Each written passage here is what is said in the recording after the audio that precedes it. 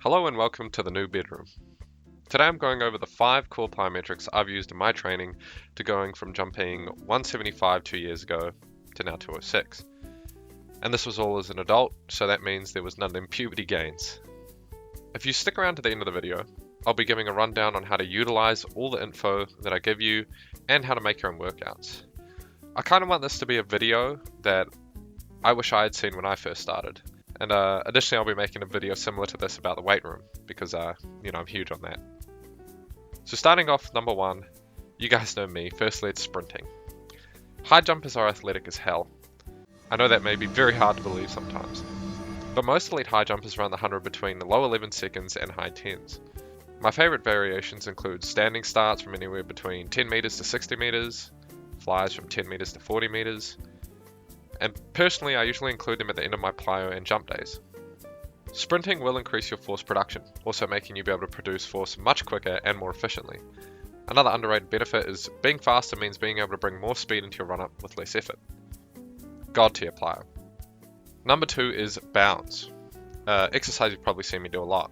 There are 2-foot bounds, normal bounds, single leg bounds, and all can be done from standing or running starts. My personal favourites are triple bounds from a standing position and 6 bounds from a running start. Bounds are meant to be flat-footed.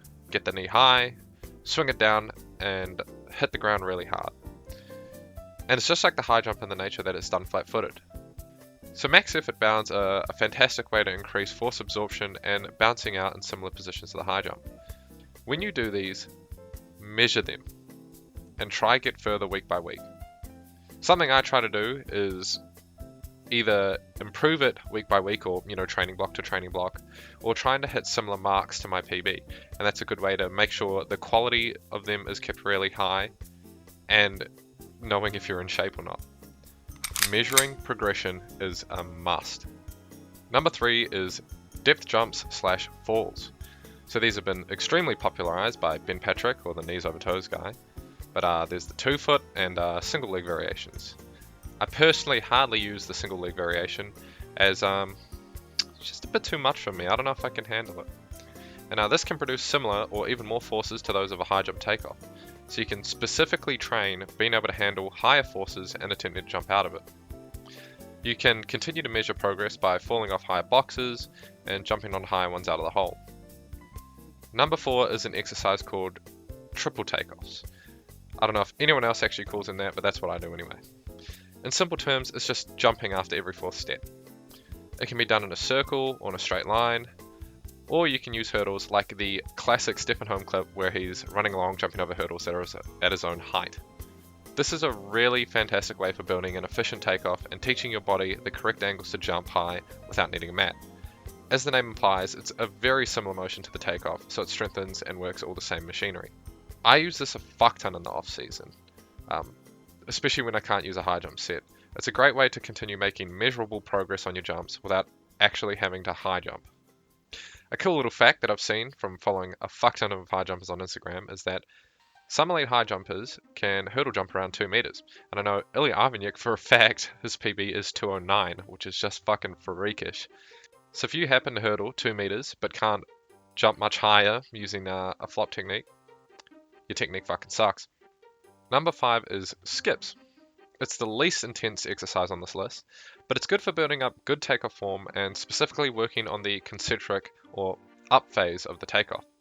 They have their benefits. I usually use them as the first plyo because it's a bit lower intensity to warm up, or a finisher when I feel like I just want to feel my form. And a sneaky number 6 plyo is long jump and dunking, which aren't really plyos, but more of its own jump, I don't know. For those of you who have no high jump set, before my first ever comp as a 22-year-old, I would practice trying to touch a rim and using public long jump pits just to build some hops. If there's a will, there's a way. Now, if you've stuck around, the arguably most important part of this video, which is actually how to utilize this information, and it's something I never see anywhere. So first up is obviously progressive overload. Measure, time your efforts, and aim for better from week to week. If you aren't measuring it and actively aiming to do better, you aren't actually getting better. Making sure the quality is high. So long breaks. For sprints, it's 1 minute rest per 10 meters ran. For For plyos, I often do 2 to 3 minutes rest per rep, and honestly, I usually sit on the higher end. To produce high quality performances, you really have to practice high quality practice. So in saying that, keeping your practice to 30 to 50 of high intensity ground contacts per session, depending on time of the season, because pre-season you want to be doing a little more, during season you want to be doing a little less. So this means a workout can look like 5 sets of 6 bounds, 3 sets of 3 depth jumps, and that's 39 high intensity ground contacts, and that would be your whole plyo workout.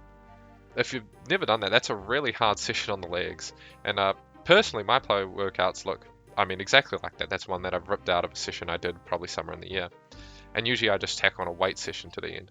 An example of some sprinting would be 3 times 20 meter sprints from a standing start, 3 times 30 meter flies, and then 4 times triple bounds. And I'll be honest, I don't really know how to work out ground contacts for sprinting plus plyo workouts, but this is a workout I've done in the past. I'm getting faster, I'm jumping higher, so it works, I think. If you made it here and are absolutely disgusted with what you've seen, I'm open to criticism. This is just how I do things and how I've interpreted what I've learned from studying training and trying to actively jump higher myself. I really hope this helped. Cheers!